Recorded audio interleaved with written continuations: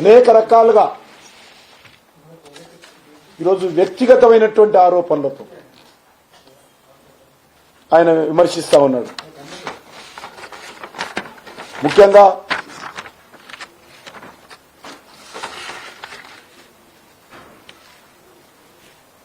నా పేరు మార్చాడు ఆయన.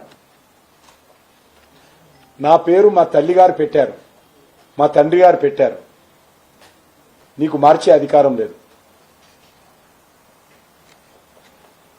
నువ్వు రేవంత్ ఖాన్ అని గర్వంగా చెప్పుకున్నావు, నువ్వు మార్చుకో. ఎందుకంటే మీరు పార్టీలు మారుతారు, జెండాలు మారుస్తారు, ఎజెండాలు మారుస్తారు. మీరు దయ్యాలన్నటువంటి వ్యక్తులు మీకు దేవతలు అవుతారు. మోడీ గారిని ఆకాశంకి ఎత్తినటువంటి వ్యక్తి మోడీ గారిని విమర్శిస్తావు. మీకు అలవాటు కావచ్చు. మీరు మార్చుకోండి, రేవంత్ రెడ్డి పై రేవంత్ ఖాన్ అని పెట్టుకోండి. చట్టబద్ధంగా పేరు మార్చుకున్నా మాకేం అభ్యంతరం లేదు, అది మీ ఇష్టం.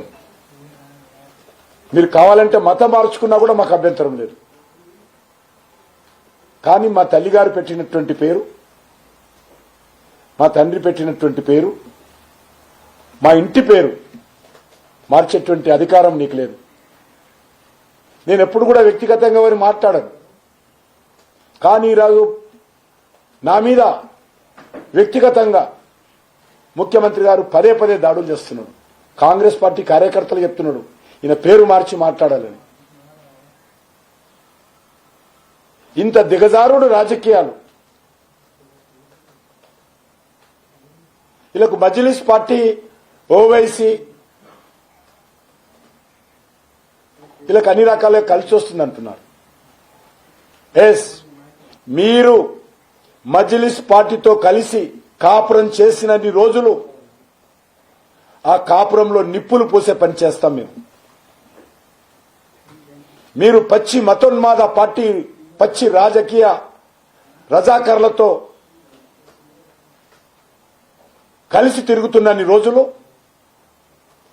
ఖచ్చితంగా భారతీయ జనతా పార్టీ విమర్శిస్తుంది. ఈరోజు కూడా అడుగుతా ఉన్నాను, రాష్ట్రంలో 3000 డివిజన్స్ ఉంటే మజ్లిస్ బలం సుమారు 1000కి పైగా డివిజన్లలో ఉంది. మరి అన్ని డివిజన్లో పోటీ చేయలేదు. ఎందుకంటే మీకు వాళ్లకు ఒప్పందం. ఈరోజు నేనేదో టీఆర్ఎస్ తో కలిశానని, కేసీఆర్ కి దత్తపుత్రుడని, ఇప్పుడే కేసీఆర్ కుటుంబం కొట్లాడుకుంటుంది. మధ్యలో నన్నెందుకు పంపిస్తారు? కేసీఆర్ సంపాదించినటువంటి ఆస్తుల మీద కేసీఆర్ రోడ్డున పడ్డది పంపకంలో.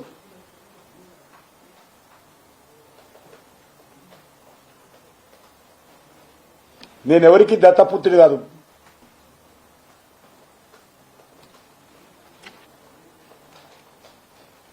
పన్నెండేళ్లుగా మోడీ గారు ఏమిచ్చారు అని చెప్తా ఉన్నారు. చర్చకు సిద్ధమా అడుగుతా ఉన్నాం.